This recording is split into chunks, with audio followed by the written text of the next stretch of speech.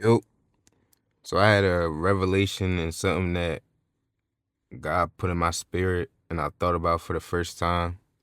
The thing is, I have it in my voice notes on my phone because it was in my spirit to the words to say and like to talk about it like right before I went to bed one night. So I just put it in my voice notes. But I didn't want to make this just like a still image with the audio behind it. So I'm finna just play it off my phone during the video, so I'm not gonna be talking. It's just gonna be the voice note, you know, playing. But okay, so the Bible says, "By one man's sin, many men were made sinners, and by one man's righteousness, many men were made righteous." I just got the revelation from that this goes for people in general, saved, born again people, their righteousness. That's why the Bible says we go fishing for men. He told Simon and his brother and the disciples that they will be fishermen of men. So their righteousness through Christ will lead others to Christ, and they will become righteousness when they give their life to Christ and they die to themselves. So one man's righteousness, Jesus living a perfect life, a sin-free life. His righteousness, by one man's righteousness, many were made righteous. So it was ultimately him, and then Christ in us leads us to make other men righteous.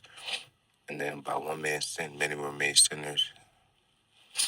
Adam was the first man, and he had no knowledge of good or evil. So he had perfect purity before he allowed Eve to persuade him to go against God, and he introduced sin to man, and we have knowledge of our flesh and good and evil, and sin was introduced to the world. And one man's sin made many men to sin. And you see that with his son right after Cain killed Abel, because sin was introduced from his father. So by one man's sin, many were made to sin. Okay, so we get that. I remember, I forget exactly who it was, but I was listening to something, I'm pretty sure on YouTube, and it said that God uses the actions of man to do supernatural works in like a cause and effect sense. So that like the example that is, he used Moses to part the Red Sea, but Moses had to put the staff in the water, a man's action for God to part the sea, a supernatural movement from God. And this happens throughout the Bible, and there's evidence of that. So I was thinking of, okay, Abraham is the one that God made the promise to, that led to Jacob being named Israel and be made into a great nation, and that became God's chosen people, which eventually is where Jesus was brought into the world from the descendants of Jacob and ultimately the descendants of Abraham. And Jesus was God's one true begotten son. God told Abraham to sacrifice his son, and Abraham's faith is why God made the promise with him, because he was willing to, for God, give up his most prized possession and something that he always wanted. He gave up his life for God's will. God told him not to do it, and he killed the ram, as we know. But his action and his heart and his intention was to please God. In his action, he took his son up the mountain, and God knew that in his heart he was going to do it because he was going to obey him and be faithful to him. So his action, and I believe in my head, Abraham and his son were man of the flesh. They didn't. Abraham sinned. His son had sinned, so it wasn't a perfect and holy sacrifice, but it was man's action that led to years later, after everything happened, Jesus being born is God's supernatural movement, God coming to earth in the human body, living a perfect life and sacrificing himself.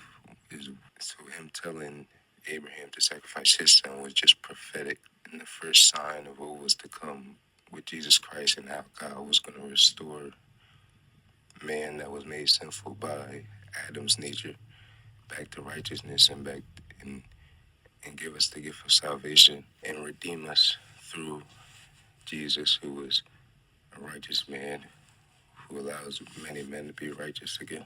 And to continue on what I said about God using man's actions to as a starter, as an ignition for him to move supernaturally, even though God doesn't need a reason, but it's similar to how he gave us free will. It's like to where so God gave us free will, and God also created the laws of the universe, and God also doesn't go against himself. So to continue on what I said about him using the actions of man to move supernaturally, it's not that he needs man so that he can move.